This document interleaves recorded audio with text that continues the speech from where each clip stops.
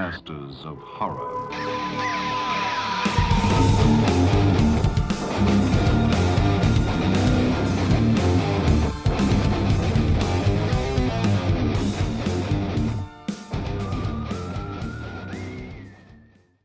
Welcome to the Scariest Things Podcast, your gateway to the trends and tropes of the horror genre. It's spooky time number 24. And it's a duet tonight because it's me and Liz because we kicked the other two to the curb. Or they had better things to do, one or the other. Yeah. I like to say, I don't know. Other things. Yeah. Other things, family stuff. What's better than talking about horror tidbits? Yes. Not much. But the good news, everybody, is that we've got a lot to talk about. Yes. Even though we don't have Mike and Robert. That's okay. So, we said we'll take their time.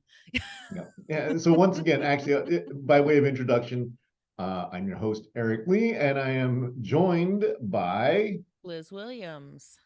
Hello. All right. And Liz, you were, and for those of you who are watching on our video stream, it's not a stream, but the YouTube. The YouTube, you were in Europe.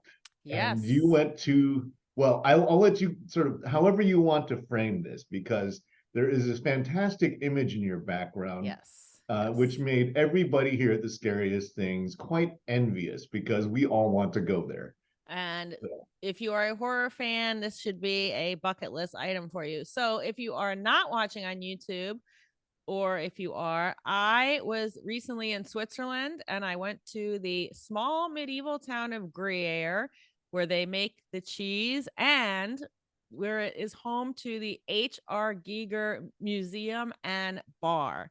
The picture behind me is of the bar. The entire bar ceiling is crafted like the bones of the alien. The chairs all look like it. Every single thing is done to the nines. It's pretty amazing. It is, yeah. This is Gaudi on acid. That's a very good way to put it. And that's from a foundation of something that's very weird and gotten much darker and weirder. Yes. So the museum is 3 or 4 stories. It has furniture, sculpture, of course, his original artwork, concepts from Alien. It has a behind the curtain X-rated room where it's most of his stuff is kind of X-rated as it goes on. Alien's probably the tamest of it. It also houses essentially, a walking phallus with teeth. Yes. So hey, that's what part of what made it so scary.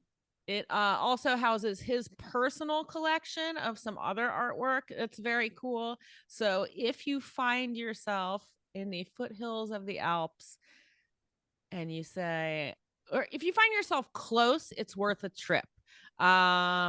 Absolutely.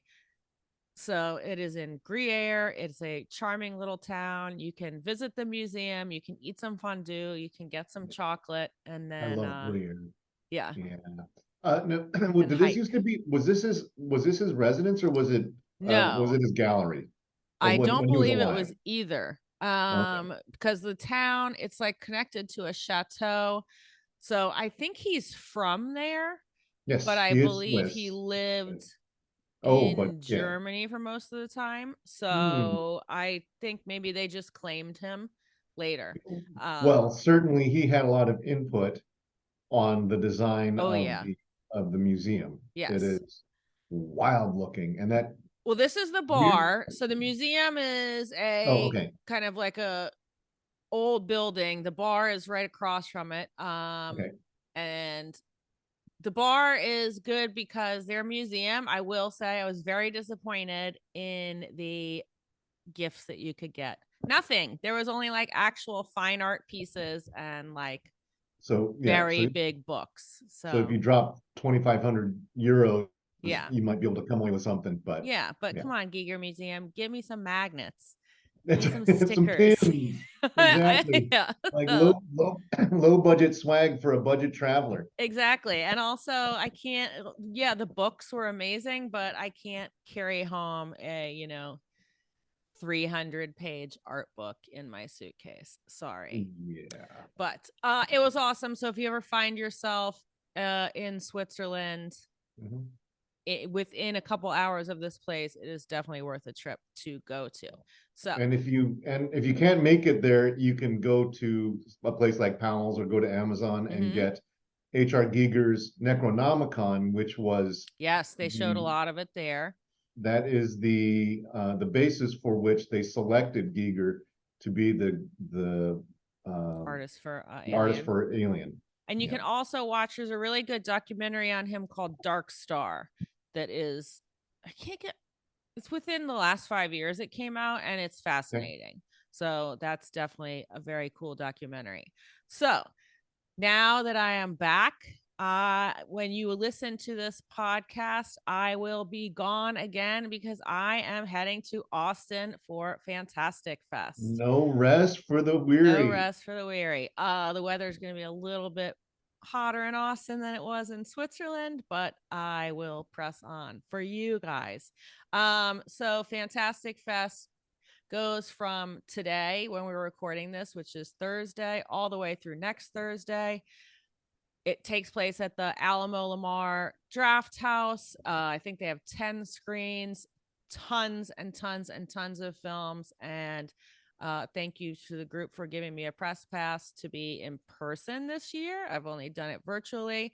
So I'm very excited. Also a little trepidatious. I'm in one of the Facebook groups, and these fans are intense. So we have some shall intense fans, see how it goes. Yeah. This will be interesting. And so round up more friends and get them into get them onto our podcast and and watching our YouTubes and joining our Facebook chats. Absolutely. We'll see how I can hang. I've already so I will get there on Friday night. And I will be seeing a sci-fi thriller called Project Silence that is from the group behind Train to Busan. And then I will be seeing a Canadian horror movie called The Last Video Store. So it is a slasher and looks like a lot of fun. And I'll keep you posted on everything that I'm seeing. Make sure you are on the Scariest Things Instagram. You can also see more of the Giger pictures there, but I'll be posting up some stuff there. Hey, Liz, can you give us a sad trombone sound?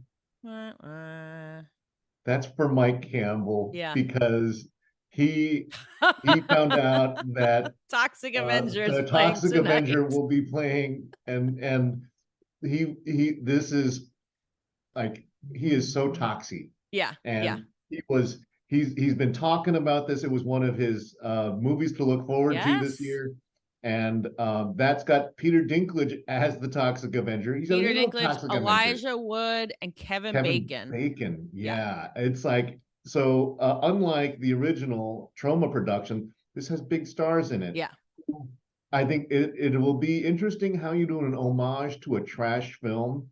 Well, it is happening right now while we are recording this. Yes. The world premiere of the Toxic Avenger is happening. Mike was so disappointed when I said I wasn't going to be there, but I probably would have skipped it anyway because it's not my bag. And he's like, well, is there any other time you could see it? I said, no. Like, but what do you mean you can't see it? Well, because my plane will not arrive until a day later. I felt so bad for Mike. Yeah, sorry, Mike. He sounded so forlorn because it was like, it would have been, of all the kinds of opening films, this would have been the one that he would have slept overnight to get in line for that movie. Yeah, which you kind of have to, because their ticketing system, it's a little crazy. You got to sign up like at 10. If you have they have these super badges, but I mean, they're like $800 for these super fan badges. That guarantees you got to pick your stuff last week. Everybody else, the masses, like Disneyland Fast Pass, we all pick at 10 a.m. the day before. Yeah. So I had no problem getting my things. I'm knocking on some wood. Hopefully that continues. And Fantastic Fest is known for their secret screenings. While Overlook has one, they have 4. So Whoa. hopefully, and they have said it's 4 separate films. Okay. I will only get to attend one because I'm only there for the weekend, and my money is on The Exorcist. But we shall see. I'm going to think it's Exorcist, honestly, Saw, Thanksgiving. That's kind of what I'm thinking they're going to throw out there. The more I'm seeing they're doing better trailers. Yeah. It's beginning to look like a more interesting movie now that they're beginning to frame it. I think that one of the girls can be saved and the other one is doomed to hell. Fascinating kind of a thing. So there's some interesting dynamics. So, but it's high stakes. This is a, you don't go in and redo The Exorcist or do an heir to The Exorcist. It's not a reboot. It's more like what they did with Halloween, where it's right, and it's the same group. Yes, David Gordon Green, who mixed bag with what he did with Halloween. Yeah, we'll say started out strong and kind of completely fizzled out. Yes, it didn't even fizzle. Yeah, it did a big splat. No, it did. It was like a sad balloon. Yeah. It's just picture the sound coming out of a balloon, and it's just. Well, thank you, Liz, for actually taking on the role of our intrepid beat reporter. I'm excited, but I am a little nervous. This also has a lot of really late night screenings, and anybody who listens to this knows I am not a late night person. However, the press and industry screenings are at 8 a.m. and I will be there with my coffee, ready to go. That's for me. If you and I went, we'd be doing the opposite. You would be at midnight. I would be at 8 a.m. Exactly. All right. So speaking of Fantastic Fest, I've got a little piece of news that a movie I reviewed last year's festival, The Elderly, is coming to theaters on October 13th. So you can go to our website to read my review and see the trailer. So that is one to keep your eyes on. It was really good and has kind of a bit of a twist ending. Anybody we know in The Elderly? No, it's a Spanish film. Okay. That came out last year. Nobody knows any Spaniards. Festivals. I mean, I'm sure the people of Spain do. I do not, but it's directed by Raul Serrazo and Fernando Gonzalez Gomez. I gave it 4 out of 5 stars. I really enjoyed it. It was pretty bloody. Another festival favorite of Eric and mine from this year's Overlook, The Accused, is coming to Tubi. So if you are in the US, you can watch it on Tubi. By the time you hear this podcast, UK viewers, you can watch it on Netflix. Thriller. Yeah. That one is, and it is, it's sort of a sad indictment on the way on society, but it's great. I gave it 4 out of 5. We both really enjoyed that. Had no expectations going in and really liked it. Right. Yeah. I said like, hey, this is a thriller. You just came in with me and said like, let's check it out. And we were both very pleasantly surprised by how good it was. It went to places that I didn't think it was going to go. Yeah, I agree. And it was fast paced. Mike would like it because it's a short film. Not an actual short film. It's like probably like 90 minutes. And so check that out on the Scariest Things unofficial favorite streaming platform, Tubi. So excited for them. Excellent. All right, that's it, Eric. Those are my items for right now. Okay, well, what I've been doing, so a little bit thematic here for me. So for those of you on YouTube, you can see my background. In it, you can see this little fishing boat and this lighthouse in troubled seas. And this is a video game called Dredge, which is a single-player fishing adventure with a sinister undercurrent. Sell your catch, upgrade your boat, and dredge the depths for long-buried secrets. Explore a mysterious archipelago and discover why some things are best left forgotten.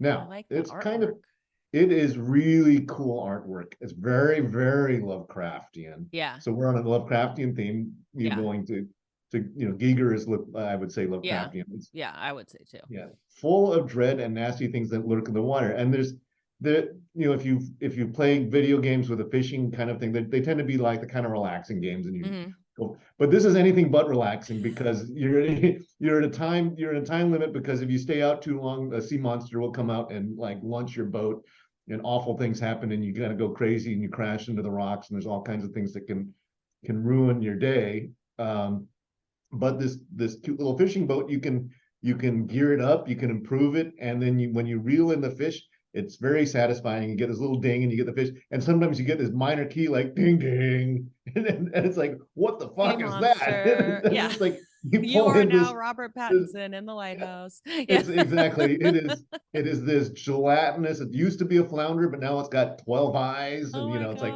that looks fun. and it is it's available on all platforms. Xbox, PS4, PS5, Switch, and I play it on Steam. And I really like the artwork a lot. It's really, the artwork is fantastic. It kind of looks got this, like if Wes Anderson made a horror movie or something. Yes. It has like kind of that like it is bubbly. I like the color palette and everything. It looks really cool. And then you bump into the old salty sea folk who talk about it's like deliver this package dripping with black ooze and give it to this guy, and you give it to the guy, and then you come back to that guy later and he doesn't look the same. It's like, you look like you could use some more sunshine. So a little like Shadow over Innsmouth vibe. Very much like that. And and there are things that you like, you're tootling around, and all of a sudden this big shadow goes under your boat. You go, what was that? And then a big octopus jumps out and attacks the boat. There are times where I'd be playing and I was like, nope, not going out tonight. I don't think it looks fun. It looks cool. My little boat. I want to protect my boat, and but eventually you start getting. And now Eric has a peg leg and an eye patch. Vashti, they're hauling your sheets. I love it. That's cute. So, anyways, but on keeping with the theme, I also just listened to an audiobook, which is The Fisherman by John Langan. Yes. Hi, John. He may be listening. We're Instagram friends. Oh, hey, John. Great book. So this is cosmic horror served in two ways in the same book. This is a Bram Stoker award-winning novel, which is given every year to the best in horror fiction in any one given year. And this is an unusual nested story structure, and it delivers the tale of two widowed men who deal with grief and loss by fishing, but they begin to get drawn into literally hellish decisions. And I think Langan, he has this beautiful lyrical poetic prose. It's wonderful storytelling. There's a modern story that wraps around what is essentially, it's like a campfire tale that they go into the two fishermen, Abe and Dan, go into a bar because they're going to go fishing up in this remote upstate New York stream that has weird history behind it. And the cafe short order cook goes, well, let me tell you about this place that you're about to go into. And then he taught, and in actual audiobook hours, it's like 12 hours of conversation. It's like, I don't think anybody ever really sits down for a 12-hour conversation like this. But it switches from a first-person narration that seems more like a conventional thriller horror novel to something that is much more feels like a Victorian tale. And there are little cues about how the language that the characters use, and the center part of the story is essential to describing what will happen to Abe and Dan as they end up going fishing. And it starts out as there's a woman who is possessed by some strange. She came back from the dead, and she's kind of soggy, wet, and spits up things like weird tadpoles out of her mouth, and found out that she's kind of a hellspawn demon thing. Okay, cool. And the local townspeople, they're all immigrants. They're like Irish and German, and Italian immigrants who are working on building a dam in upstate New York to get a reservoir for New York cities to get the build up the water. And so they are all working folks who there's a strange man. He's a sorcerer, an evil sorcerer who's trying to open a gate essentially to another world. And there's a professor who goes out there with a number of the other dam builders to go stop this man. That's one story nested inside of the other story of two men who've both been widowed and are really, they use fishing as a way to soothe their emotions, but there's something else that's lingering in the background, that one man is holding back secrets that the other man doesn't know, and they're in big trouble. So it's really wonderful how it wraps up. I think the central logic of the big story in the middle is a bit, it's kind of funky because you don't actually have one person go nonstop talking for 10 hours with no interruptions because the one thing that I would have thought, it's like, wouldn't the two other guys like chime in and go, what, really? No, but you don't hear from the two. You don't hear from Abe and Dan for about like half the book. Okay. And then, but it's got the wraparound, and it's totally worth it. Very Lovecraftian, great story. Yeah. I gave this 4.5 out of 5 stars. Nice. And actually, I should go back. Also, should mention that Dredge was nominated for Best Horror Video Game of the Year for this year. Cool. And it's a little independent game. I think Final Fantasy, or not Final Fantasy. Resident Evil. I'm trying Resident to Evil. Sorry, yeah. Silent Hill. Yeah, that's all I know. Resident Evil. They came out with a new version, so that one won. And it's like, oh yeah. I mean, come on. At some point, give it to the little guy. Yeah. So yeah, definitely check out the audiobook. Actually has this great kind of narrator who sounds like an old sea dog himself. All right, I love it when they have a really good narrator. Like, yeah, he's and this wonderful gravelly voice. So check it out on Audible, or go to Powell's or Amazon. Get yourself a book, or go to your local bookstore. That's what I actually always good to go to the local bookstore. And if you like audiobooks and you want to support your local bookstores, you can use Libro FM. That is their Audible. Or you can go on the Libby app and get it from your library. Yay! Mine. And speaking of books, Eric and I are both listening to the audiobook of The Troop right now. So if anybody listening to this has read that or wants to, listen along, read it, and then in a couple weeks, we're going to do a little spooky time about the book. It's dark. It's also Canadian. So we're just tying in more with our most recent episode. Exactly. So. And the last little thing that I wanted to chime in on is that I did a late night viewing of a movie that is it's in wide release. Okay. I went to go see A Haunting in Venice last night. Oh, I want to see that. And it is this is a Poirot, Agatha Christie novel. Yeah. Hercule Poirot, and this is Kenneth Branagh in his third time in the detective's chair, and he just great. Likes that mustache. He does, and it's the total literal mustache twirling moments. Yeah. And Tina Fey plays actually an Agatha Christie character who is an author who has brought Poirot to a Venetian palazzo that apparently has been haunted, where there was and they're doing a seance, and Michelle Yeoh is the medium who to go talk to the spirit of a girl who we can't the mother says thinks was a ghost, and other people think it's a murder, and other people think it's a suicide. Yeah. And of course it's an Agatha Christie thing. Yeah. So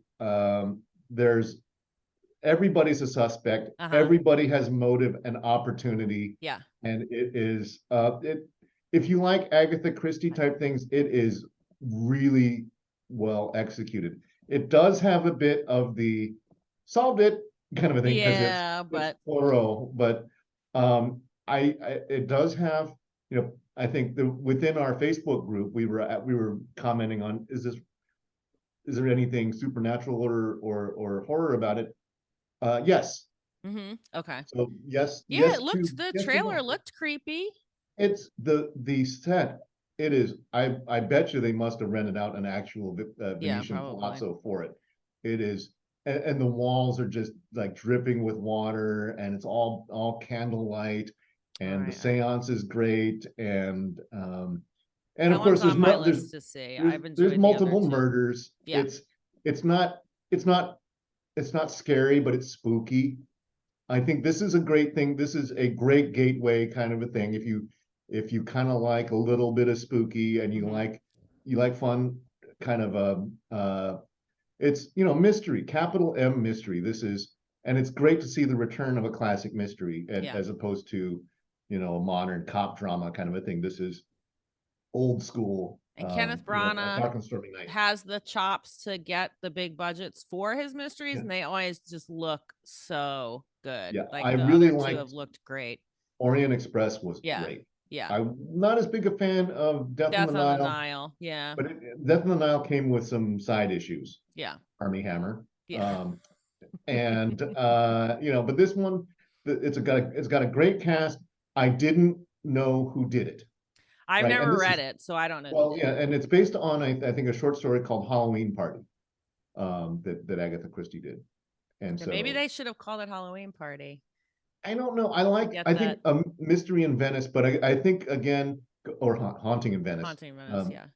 Um, another theme for this year, big budget studio, not doing well at the box office, and it deserves better. It deserves much better. It is, because it's got the best part is Brana and Tina Fey Yeah. make a great couple. There's a lot of sly, winky things that they'll make you chuckle. It's not like raucously funny, but but a lot of poking fun at both Poirot and Agatha Christie by way of their side commentaries. I really enjoyed that. So it's still in theaters. Probably even by the time we post this, it should still be in theaters. Go check it out.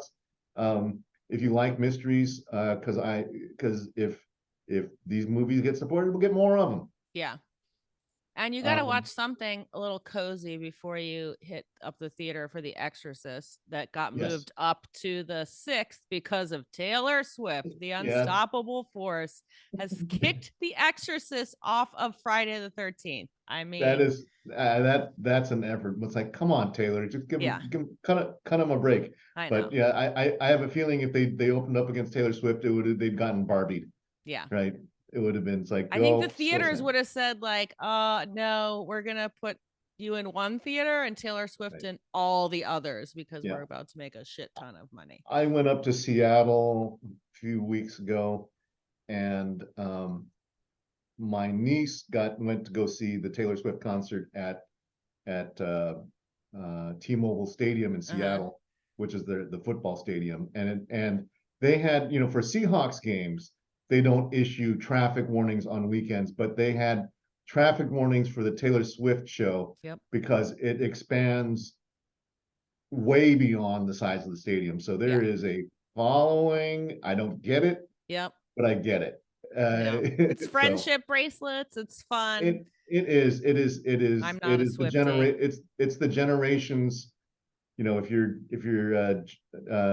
Gen Z, millennial, you got it. So anyways, wanted to do also a reminder plug for everybody that we mentioned it last time, but Atmos FX has a new projector out. It is a high def, much more powerful projector, and they've added on to their to the projections that you can get. So there's more skeletons, more dancing ghosts. And of course, the thing that if you get yourself a little projector, or you could get one of the big projectors, but casting it onto the pumpkins, you probably don't need the big projector. You need the littles. But you can have pumpkins that will sing and talk to you as you approach the house, and it is so much fun. And it's the thing that it will get. I've had people who come by my house and they will stand in front of my house and watch my Atmos Pumpkins. FX show for 20 minutes, right?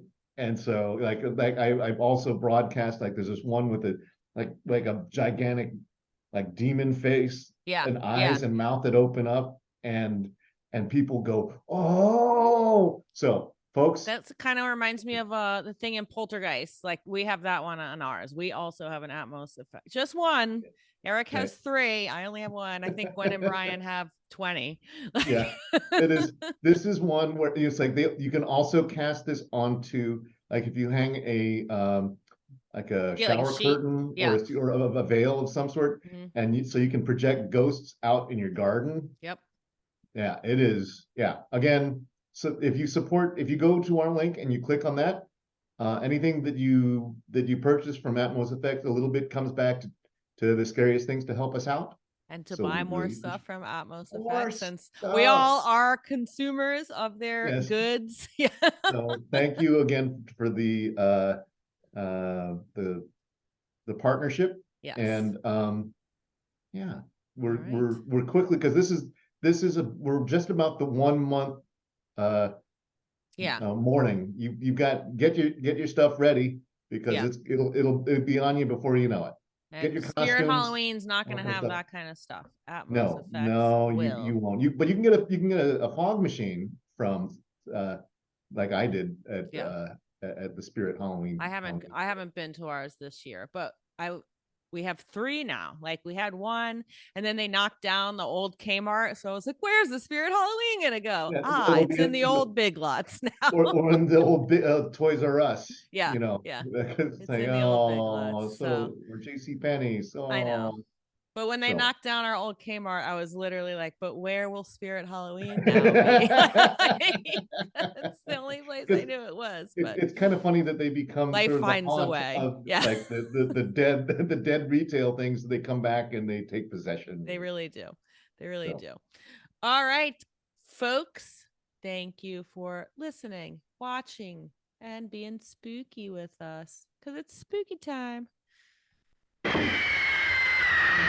The Masters of Horror.